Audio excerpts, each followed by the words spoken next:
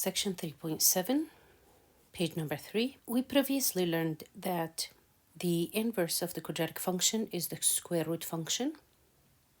Notice what happens if we restrict the domain of the quadratic function to 0 to positive infinity. This part right here, we restricted that to 0 to positive infinity, and we graph both the function and its inverse on the same set of axes. So here is the inverse of the quadratic function restricted on the domain 0 to positive infinity. You will notice that they are symmetrical about the line x equals y or y equals x. This is basically the line y equals x, and they are symmetrical about that line. This means graphs of a relation and its inverse are always reflections of each other across the line y equals x, as shown in this picture right here. So you can basically reflect the points across the line and find the graph of the inverse function. How to find the inverse of a function algebraically? The first step is to make sure that the function is one-to-one, and we know now why. I explained that before. Step number 2, you're going to replace f of x with y. Step number 3, you're going to interchange x and y, meaning you're going to switch xy and yx. And then step number 4, you're going to solve for y.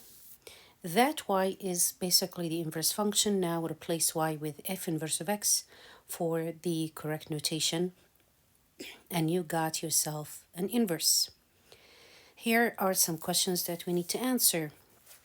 Is there any function that is equal to its own inverse? Yes, which is basically the function f of x equals x. The inverse also is equal to x. It's the same. Is it possible for a function to have more than one inverse? What do you think about this question? Let me know. Page number 4. Here are some examples that we're going to go over in order to help you understand how to find the inverse of any function. The example says, find the equation of the inverse, state the domain and range of the function and the inverse function, then graph the function on the same set of axes. In this case, you might use Desmos to graph the function and its inverse, just to help you understand the concept better. The first question right here. Here is the first question. F of x equals 2x plus 2. I know this is a one-to-one function because it's linear. So we're going to move on to the second step, which is changing f of x into y. So I'm going to have y equals 2x plus 2. Step number 3 is to interchange x and y. So y becomes x and x becomes y. Step number 4 is to solve for y. So we have, I can subtract 2 from both sides. I will get x minus 2 equals 2y. Now I want to solve for y, so I'm going to divide both sides by 2. So I will end up with y equals x minus 2 over 2. And eventually I will use the correct notation, which is replacing y with f inverse of x. So f inverse of x is equal to x minus 2 over 2. Let me write the final answer here. So f inverse of x equals x minus 2 over 2. And you can go ahead and use Desmos to graph both the function and its inverse, and then sketch the graph on the notes here. As you can see, I don't have a place to contain both the writing and the graphing, so I will let you do that on your own. For part B, we have the function f of x equals x squared plus 2, and this is restricted over the domain from 0 to positive infinity. Because this is quadratic, we have to have a restricted domain, otherwise the function is not one-to-one function. Literally, this function is going to look something like this, just by sketching, because we're only talking about half of the function. So I'm going to try to sneak in the writing or the process of finding the inverse to the side.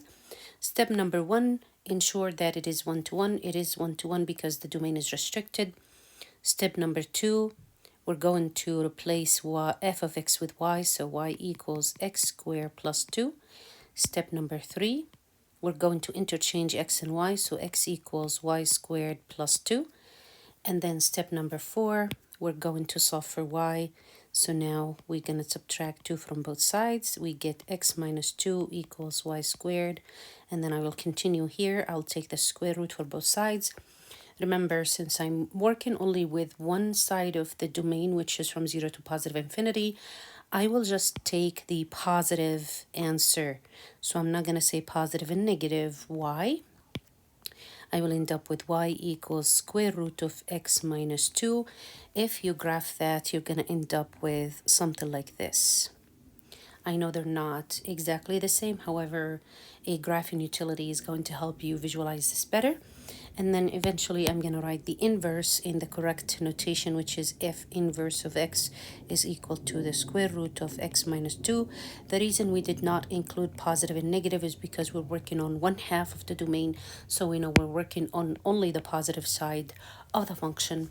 So that is basically the inverse of the function. As you can see, both functions are symmetrical about the line y equals x. Same with the last one. So the last one, first step is to make sure that the function is 1-to-1 function. So the best way to tell if the function is 1-to-1 function is graph it using Desmos first, and then it has to pass both the vertical line test and the horizontal line test. X plus 3 all cubed. I know this is a function where the cube function moved to the left 3 units. So it's going to look something like that. As you can see, this function is 1-to-1 function because it passes the horizontal line test. And now you can basically find the inverse. So the inverse of this function, the steps, first we proved that it is 1-to-1 function because when we graph it, it passes the horizontal line test. Step number 2, we're going to change f of x into y, so y equals x plus 3 all cubed. Step number 3 is to interchange x and y, so x equals y plus 3 all cubed. Step number 4 is to solve for y. So the first step is we need to free the y from the cube here. So we're going to take the cube root for both sides of the equation. So I will take the cube root here at the bottom. I'll finish at the bottom. So cube root of x equals the cube root of y plus 3 all cubed. Notice how the cube is going to cancel with the cube root, and we can now solve for y. So step number 5 is to solve for y. Step number 4 is to continue solving for y.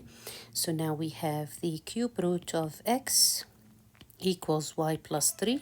Now we can subtract 3 from both sides, and we can get y equals the cube root of x minus 3.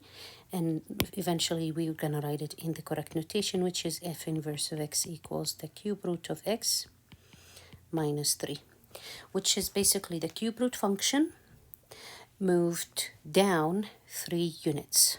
So cube root function, the original one, is going to look something like this. And then if you move it down 3 units, it's going to look something like that. As you can see, my sketching is not precise. However, if you get this done on Desmos, you will see the effect better. And again, you're going to sketch both the original function and the inverse function. So that is how you're going to find the inverse of a function algebraically.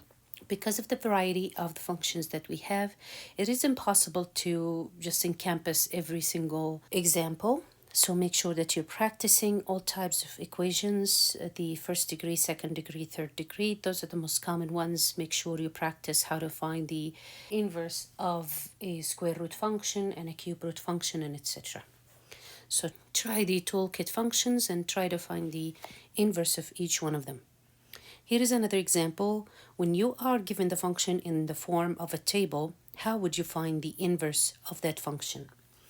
Here is an example. So in this example, you have the table given, x and f of x, or x and y, and you're going to use the table to answer the following questions. The first question says here, what is f of 1, which basically means what is the value of the function when x is equal to 1. So when x is equal to 1, the value of the function is 0. So f of 1 is equal to 0. F inverse of 9. F inverse of 9 means what is the value of x when the function is equal to 9. So when the function is equal to 9, what is the corresponding x value? How do you know that? I know that f inverse of any number, it takes an input of y and it gives an output of x. So if you take f for both sides of the equation, the inverse is going to cancel f and you will end up with f of x equals to 9. So you end up finding what is the value of x that I can plug into the function to give me an output of 9. Hopefully that was clear. Okay, so the inverse function takes an input of y and gives an output of x. So the input here y, which means what is the value of x that corresponds to an output of 9. In this case, the answer is 8. Next, f of 3. When x is equal to 3, what is the value of the function? So here is when x is equal to 3. The corresponding value of the function is 4. So f of 3 is equal to 4. F inverse of 3. F inverse of 3. F inverse of 3. It means what is the value of x that corresponds to an output of y. So here is the output, 3. What is the corresponding x? The corresponding x is 7. So f inverse of 3 equals to 7. I hope this was clear. I hope this example was clear here. If you have any questions, please let me know. It takes a little bit of practice and asking yourself out loud these questions in order to get it right. So try to solve them after you watch this video. Try to solve on your own with your notes without looking back at the video, and then you will see whether you get it right. Also, I would suggest that you start practicing with your homework and quizzes, and you can eventually know for sure whether you nailed this concept or not, and you can come with questions to my office hours and ask me any questions you want. Here is the last example. So we have a car travels at a constant speed of 50 miles per hour. The distance the car travels in miles is a function of time in hours, given by d of t equals 50t. Find the inverse function by expressing the time of travel in terms of the distance traveled. Call this function t of d. So basically we're trying to solve for t here. Okay. And then the second part says find t when d is equal to 180, which is basically find the time when the car has traveled 180 miles. So I'm going to write this function right here a little bit differently. So to answer this question, we're going to write the function d of t equals 50 as d equals 50t. All we need to do now is to solve for t. So we're going to give t equals to, in order to solve for t, we need to divide both sides by 50. So we're going to divide here by 50, divide here by 50. So we get t of d equals d divided by 50, or d over 50. And that is the inverse of the function. So this is the inverse of the function. Now the second part, we would like to find t of 180. So this question is basically asking when the distance the car traveled is 180 miles, what is the time it took? So in order to figure that, we're going to replace d in the right hand side here with 180 divided by 50, and the answer is going to be 3.6 hours. It takes 3.6 hours or 3 hours and 36 minutes for the car to travel 180 miles at a constant speed of 50 miles per hour. So it takes 3.6 hours for the car to travel 180 miles at a constant speed